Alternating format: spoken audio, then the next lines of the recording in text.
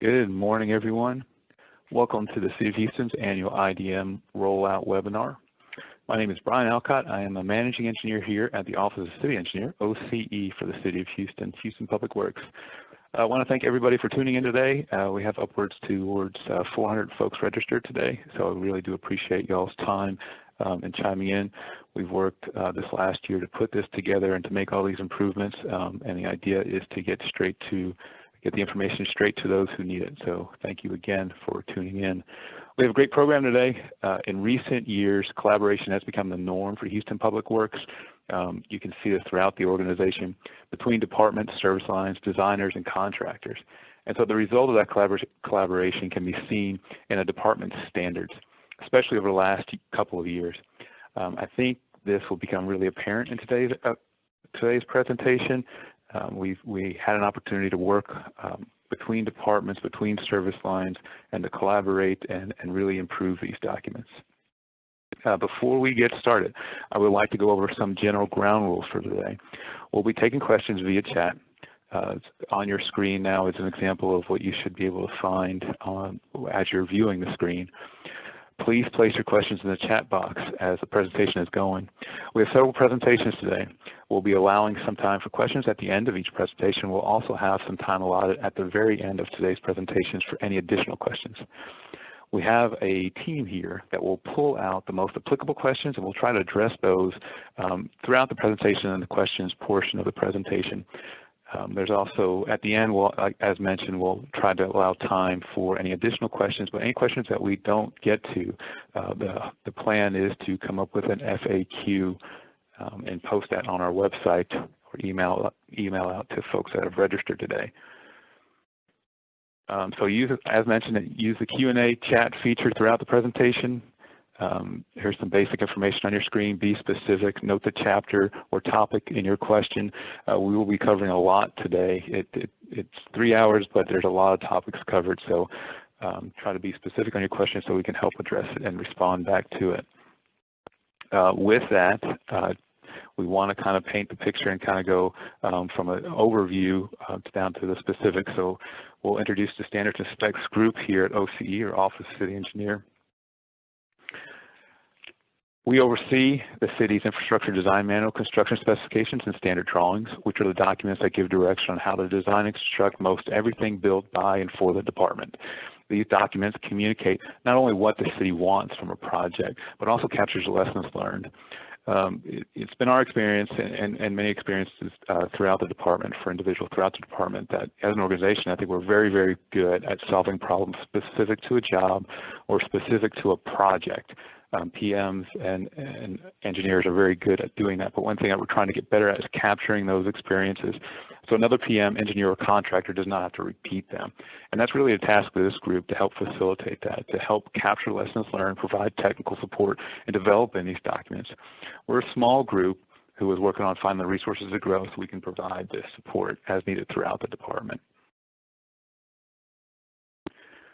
For those of you who may not know, OCE is tasked with making sure the city's ordinances, design manual, and standards are carried out in the city's right-of-way.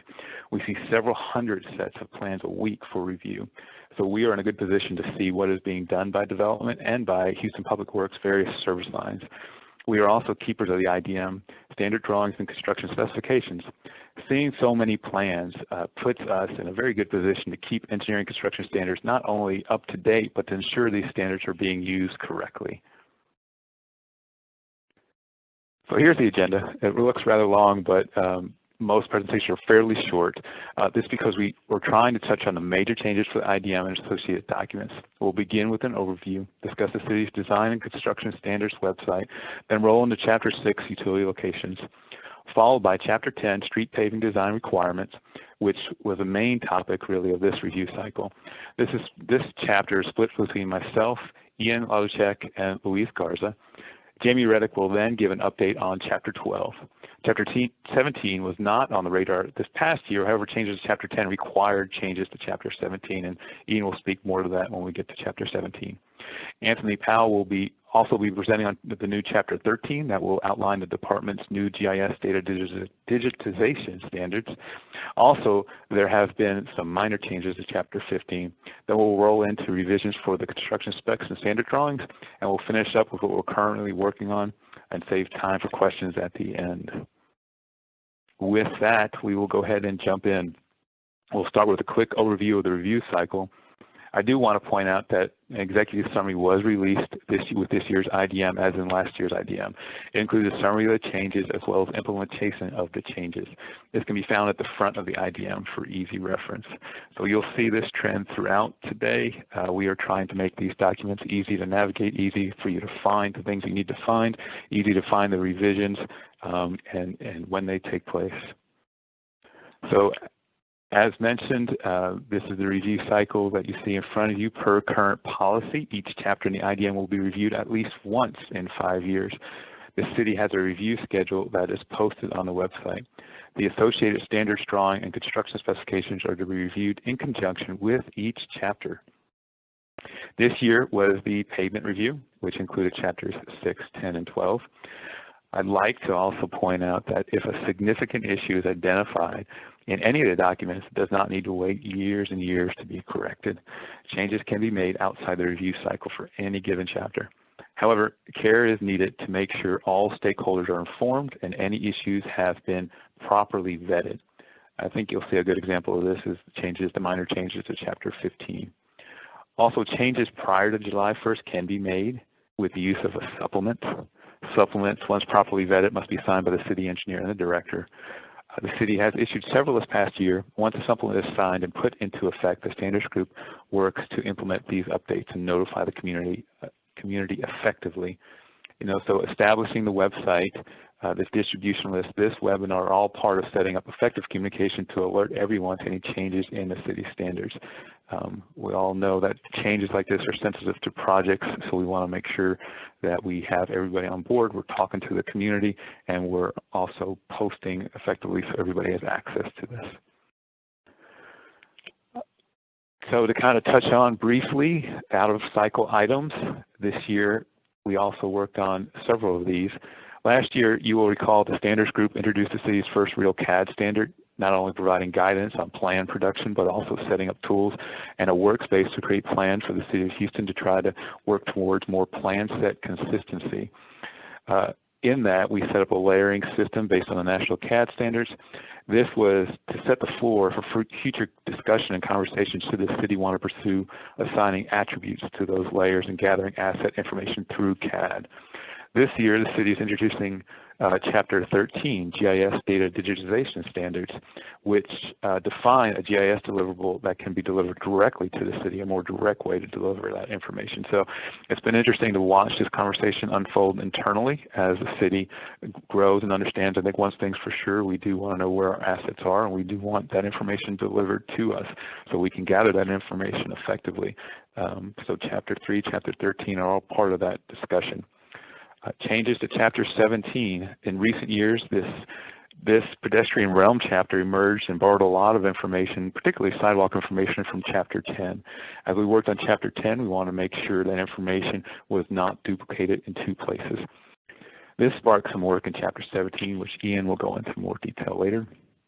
We also have some minor changes in Chapter 15. These changes were sparked really by ongoing TIA discussions between Houston Public Works and Planning Department as we try to move the TIA and access management form submittal further up closer to plating rather than final permitting. We'll also touch on the incorporated supplements that were issued throughout the year. So I do want to touch on the review cycle. We'll try to use the laser pointer feature here. This slide helps depict the timeline that we followed for the review cycle. This is the same process we followed last year, but a little different than years past. This is how we will continue operating moving forward, more encompassing, more collaborative process. The city cycle does follow the city's fiscal year. So in July, the city sends out an e-blast, says, everybody, hey, we are posting for open comment here to the public. Anybody can comment on the open chapters at that time. It's really the best time to have input into the process to make sure ideas can get fully vetted and discussed. Once we gather all those comments, which runs to about the beginning of November, we gather all comments. We work pretty hard in the standards group to kind of filter through them. As you can imagine, they come in different shapes and forms. We do post a form out there for folks to use because we really want engineering support or background on what's stimulated that comment, not just comment for comment's sake. We work on, at that point, once we have all the comments, we work on beginning the internal review cycle. We make sure that we have representatives from each service line around the table. We meet every 2 weeks, once every 2 weeks for several hours at a time. So it's pretty extensive, lasts for about 3 months. People are given homework assignments. We dive in technically on different aspects and bring that back to the group and discuss and put on the board in front of us and discuss between service lines of what's important, what we want, what we've seen, and what we think what needs to be changed. So the intent of that is to come up with a draft of what the city wants these chapters to look like. We then formulate an outside organization review. This outside organization review consists of our external partners, folks like ACEC and HCA and APWA. We pitch the draft to them. We're no longer looking for new comments because that period has passed at the beginning of the cycle. Although new comments do emerge in these discussions, we try to focus on all the effort put forward by the internal group to come up with a draft. We go through this process. We meet extensively, again, with the external group, really meeting once every 2 weeks for several hours at a time, usually around about 3 hours, and a lot of caffeine involved in these conversations to kind of keep your brain going through these technical sessions. So we work through that and compile these comments, make revisions, and then step towards a final draft or final copy that everybody that's participated has, and then we submit forward to the city engineer for signature, and then up towards the director as well.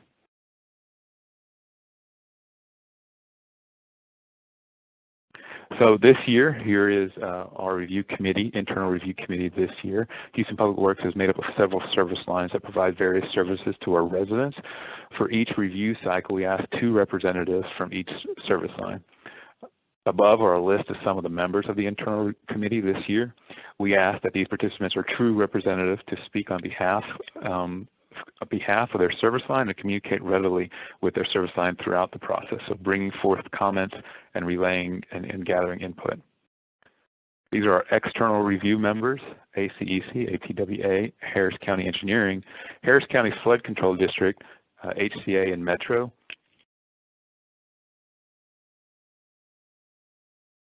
And just kind of to touch briefly on before we roll into our next portion of this is, I want to point out that our website where you can find all of the city's standards. So that as a designer or a contractor, you can locate the standard drawing or specification that you want readily, easily. We try to make this all readily available at your fingertips in one location. Really easiest way to find it is to Google City of Houston. Design and construction standards is the first link that pops up, and that will bring you here. This is what our site looks like with various tabs along here to point you in the direction of standard drawings, standard specifications, and the IDM. We are trying to make, and you'll see this effort, the continued effort from last year, combining our standard drawings and redrawing our standard drawings to eliminate so many of them and put like ones together and make them easily accessible. So you'll see that presented today as well. With everything we do, we want to make sure we're as transparent as possible. You will find red lines for all changes We've also introduced a revision bar, which Jamie will speak to here shortly, but helps better identify these areas, which leads us to Jamie's presentation. But before, are there any questions before we move on?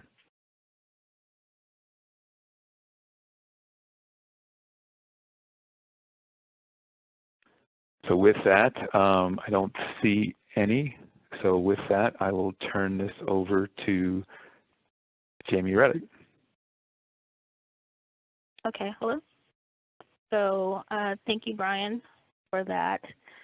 So as Brian mentioned, I'm going to discuss the general changes that took place during this review cycle.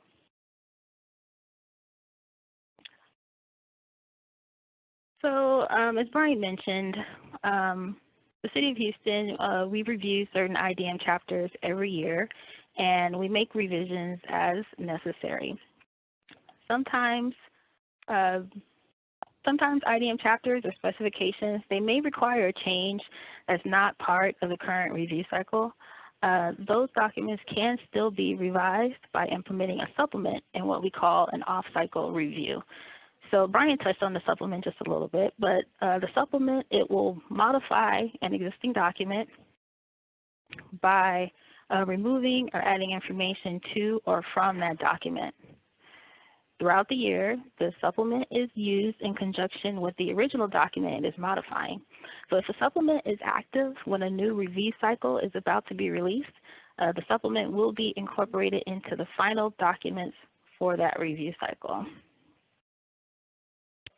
So throughout 2019-2020, there were 4 active IDM supplements and 1 active specification supplement listed on the website. Those documents were incorporated into the final release for this review cycle. The supplements that were incorporated were for chapters 9, 10, and 15, and specification section 1145. Again, the changes implemented by these supplements are now incorporated into the 2020 release of the IDM and the specifications. So just a brief summary, Chapter 9, there was a change to the determination of runoff, change to Table 9.1 for rainfall intensity parameters, IDF curves figure. For Chapter 10, there was a change to the alleys paragraph and the on-street parking and cutback parking. Chapter 15, there was a change to the driveway design criteria table and the paragraph on general driveway design criteria. As far as the change that took place in 1145 due to the supplement that was active, I'm going to discuss that a little bit later in the presentation when I discuss the overall changes to the specifications. So this review cycle, we have also incorporated change bars or revision bars on our final documents. The change bars are located on the left side of the page. The bars, they just indicate that something has changed on that line of the page. So for more details on the exact changes that took place, you can always refer to our red lines that are posted on our Design and Construction Standards website. And again, the red lines, they are located on that website under the Standards Review Committee tab. Please keep in mind that red lines were not provided for everything. So if a specification had a change that did not affect how the specification was understood or it didn't affect the design criteria, we did not provide a red line. So for example, some specifications were revised that were not part of this review cycle due to an ASTM standard being mentioned within the body of the text, but it wasn't listed in the references paragraph. So that happened quite a lot. So as you're going through the specifications, you may see a change bar in the references section. It's not saying that we added a completely new ASTM reference. All we did was just added a reference that was already mentioned within that section. There were also changes such as the title of the ASTM may have been revised slightly since the specification was originally created. So those changes were made as well. So during the last review cycle, the Standards Review Committee, we decided to make changes to the chapters and how they were arranged. So that same change was made this year with the chapters that were a part of this review cycle. You will notice that chapters 6, 10, and 12 are now organized into sections. This was done in order to help the reader navigate throughout the chapters a little bit better, and maybe to help you find exactly what you're looking for so you don't have to flip through so many pages. We have also added a table of contents in the beginning of these chapters. The text in the table of contents, there are also links. So when you open the PDF, if you select a chapter or a table or a figure, it'll take you directly to that part of the chapter. Another thing we added last review cycle were placeholders within the chapter. We realized that while navigating through a chapter, you may have to flip a few pages before or after to see what paragraph you were in. We added a paragraph reference near the top left corner of the page to help you navigate throughout the chapters. Please keep in mind that these changes I just went over, they were only done for chapter 6, 10, and 12 because those were a part of the original review cycle. These same changes were not made to other chapters because that would require a more in-depth review of the chapter in order to, rearrange the sections and things like that. And because those chapters weren't a part of this official review cycle, that more in-depth review wasn't able to be done. So that concludes all the information I have on the general changes that took place this review cycle.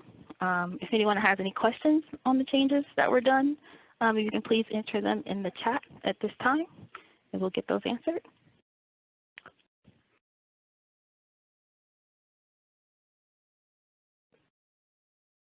So Jamie, doesn't look like we have, looks like our moderators are taking care of questions at this time, so I don't believe we have any questions. Okay. So thank you, Jamie. So I think we'll roll into Chapter 6 changes then from this. So as Jamie mentioned, just to kind of recap the sections and reorganizing the chapter, you'll see some of this kind of going on. This is through the discussions of the review cycle and the committee and talking to TDO or traffic and drainage operations service line and trying to make these documents more usable, easier to find, grouping subjects together cleanly so that, as a designer you can find, or as a PM you can find exactly what you're looking for. So again, a common thread that you'll see throughout. With that, we want to roll into Chapter 6, Utility Locations. So Chapter 6 is titled Utility Locations. However, it mainly deals with utilities and easements. So something we need to work on in the future to kind of clear this up a little bit, but as you read through it, a lot of it pertains to easements. The chapter is only 6 pages long. The main clearances and items specific for each type of utility, those can be found in each individual discipline chapters. We did add some items for clarification in 2 areas, utilities and state right-of-way, private utility lines, and we also added a new section to address utilities on bridges, and we'll go over those kind of briefly here now. One of the comments received was city utilities and TxDOT's right-of-way. So it seemed prudent as far as easements to go that if there's a city, I will say that this was discussed and spurred this addition. We are showing water lines here, but we also have a section for wastewater lines, stating that if we're in the city's right of way, then we need an easement for our utility. Obviously, any sort of interagency agreement would supersede this, but we wanted to clarify this in Chapter 6. Seems kind of obvious, but we wanted to make sure in talking with our utility coordinator, Philip DeWalt, and throughout the review committee, provide some additional guidance for what to do with private utility lines. So proposed work shall be submitted for permitting. Seems like that's obvious, but we want to put that out there and put that in text so everybody understood that. Utility poles shall be placed within 2 feet of the right-of-way line. Utility infrastructure shall not prevent travel or sidewalk by persons in wheelchair. So these are kind of obvious things, but again, kind of issues that we've run into either through capital projects or maintenance groups or operations groups, seeing some weirdness as far as utility coordination. The bigger change to Chapter 6 is really utility lines on bridges. After the Standards Review Committee, really the standards team here, beginning of the year, we started reviewing these chapters, and we noticed that Chapter 6 and Chapter 10 spoke to utilities on bridges. Chapter 6 really had spoke to no utilities on bridges without approval, and Chapter 10 sort of said, hey, you can do this with these contingencies or these things in place. And when you read through, it was a bit unclear. So the group set out on their own. We kind of took this upon ourselves to try to straighten this issue out. We met with the city's bridge maintenance group. We searched available resources.